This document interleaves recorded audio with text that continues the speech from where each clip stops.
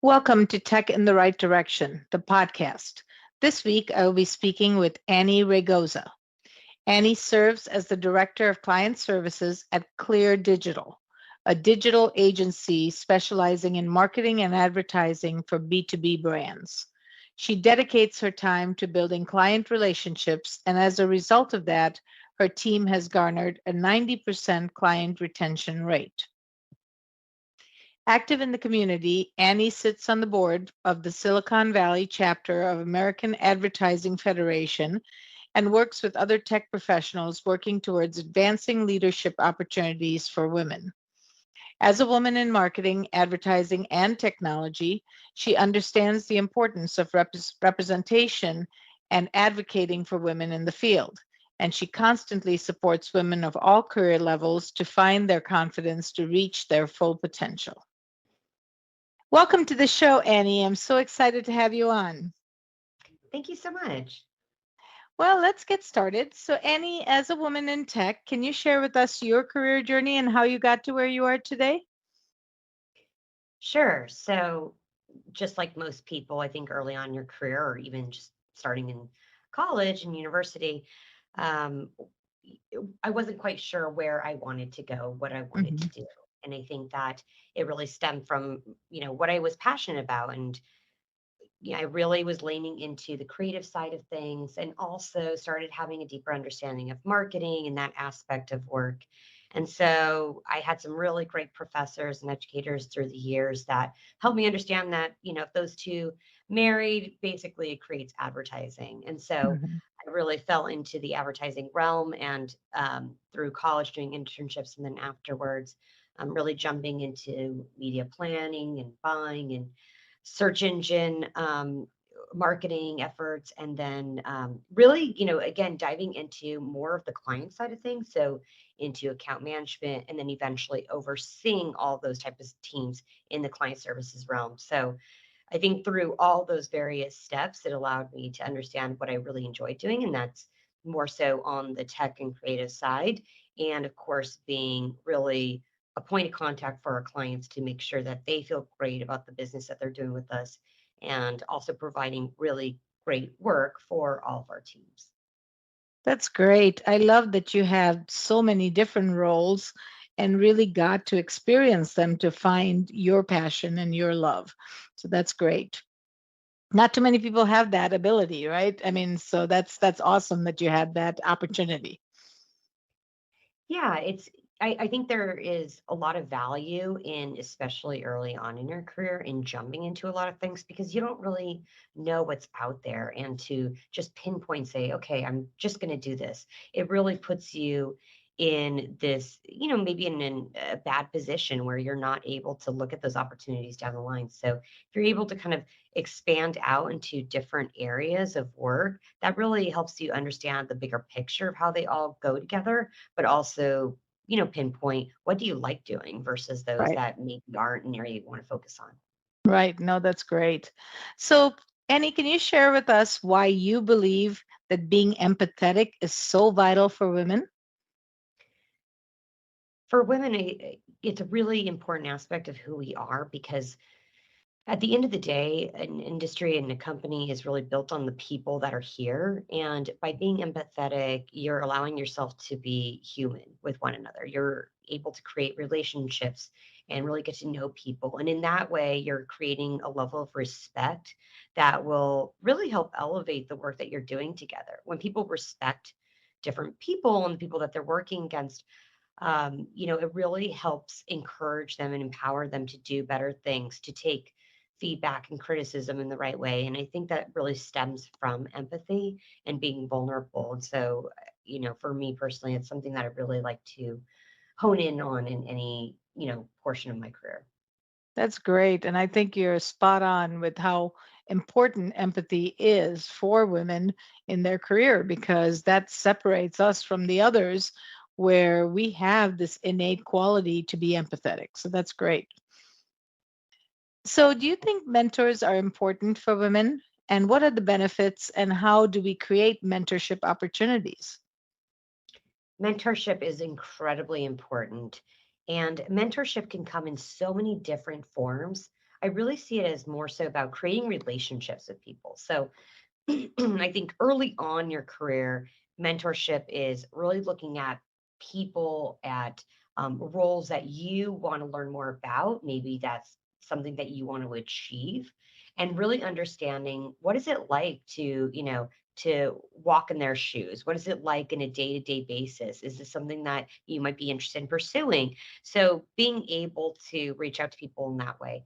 I think as time goes on and as your career is kind of elevating, you're moving up to what I've seen as mentorship is really looking at people that are colleagues as well. So past colleagues, current, maybe even friends as well, people that are within the industry, and setting up time with them just to say, hey, can I get a drink with you or a cup of coffee? And can we, talk about some of these things that I'm facing?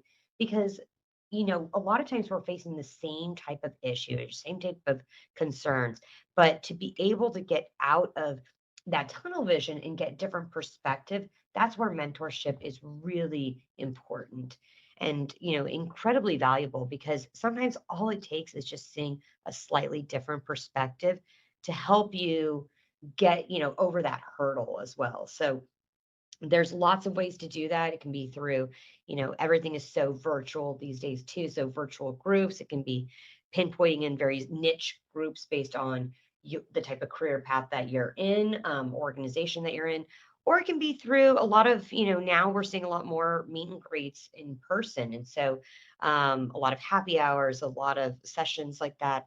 Um, we participate in some sessions even at universities where we have industry leaders there as well. So it's this really great mentorship where you're mentoring students, but you're also meeting colleagues as well from Mhm. the same line of work. So it can come in many different forms. They're all valuable. That's great. Now, I've been a mentor many, many times for different groups and individuals.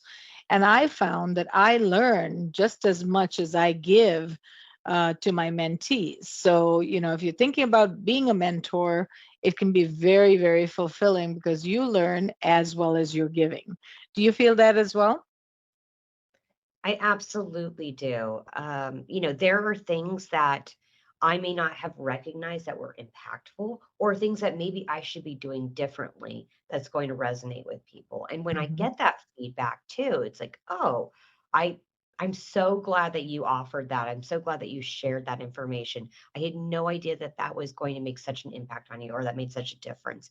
And when you hear that kind of feedback too, it allows you to continue in that direction with the mentees as well. So, as a mentor, you don't have everything right. I mean, we're people. We make mistakes. There's errors, but when we can have that communication, that is super important to allowing all of us to grow together. And really always stems from communication and just being open and honest and vulnerable with one another. And I think that's the beauty of mentorship from both sides.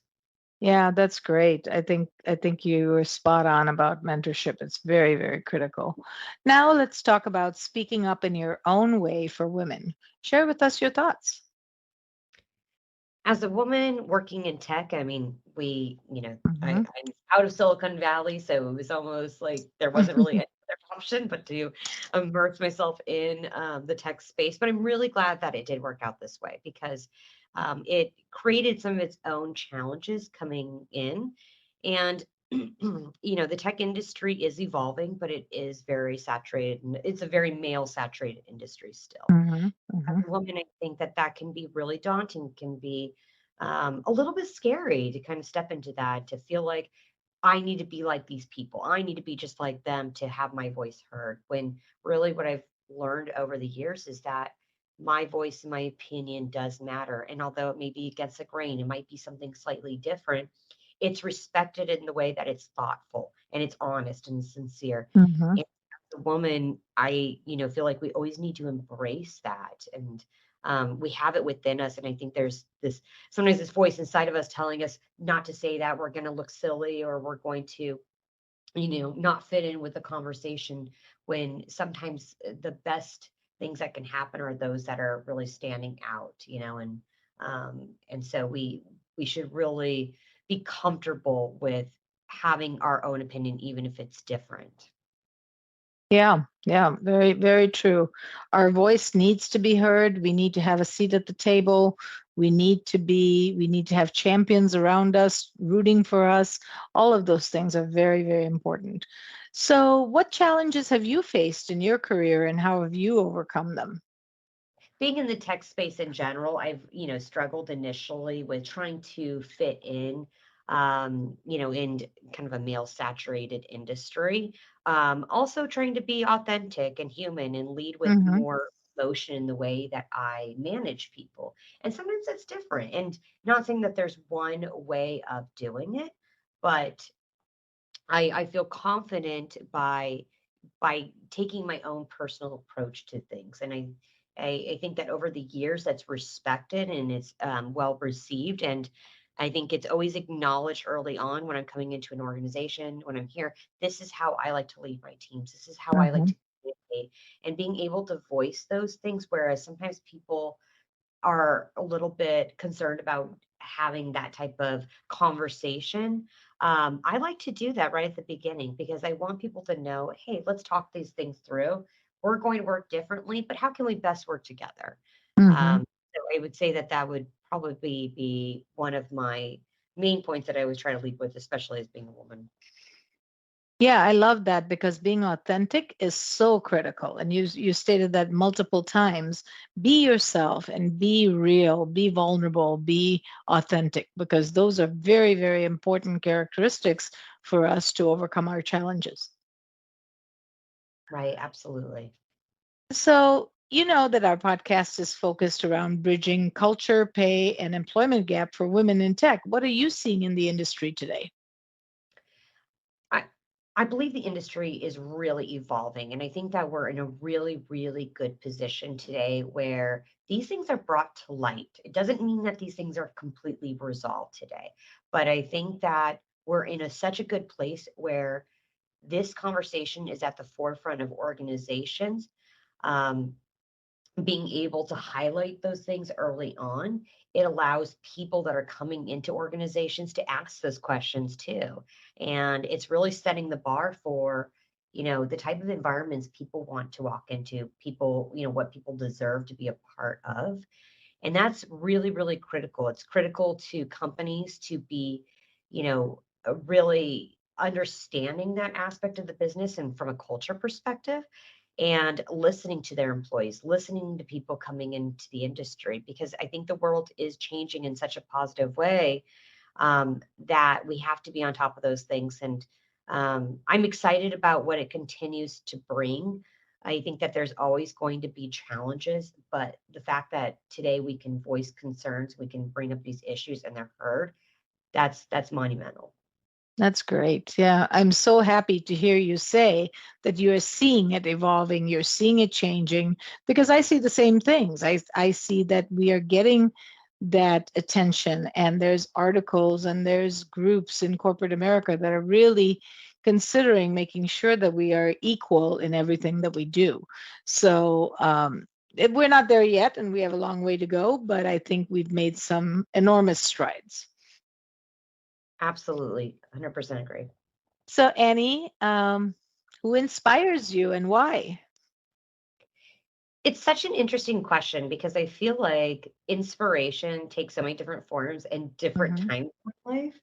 And so for me, thinking about this question, I feel like it's always evolving because I Hmm. think that my inspiration early on in my life and early in my career is still people that have inspired me, but in different points in time. I think that, you know, from the consistency across the board has been the people that inspire me are those that listen, those that hear me out, that when I have concerns, when I'm vulnerable, they embrace it and we talk through things. We come to conclusions together and we have conversations.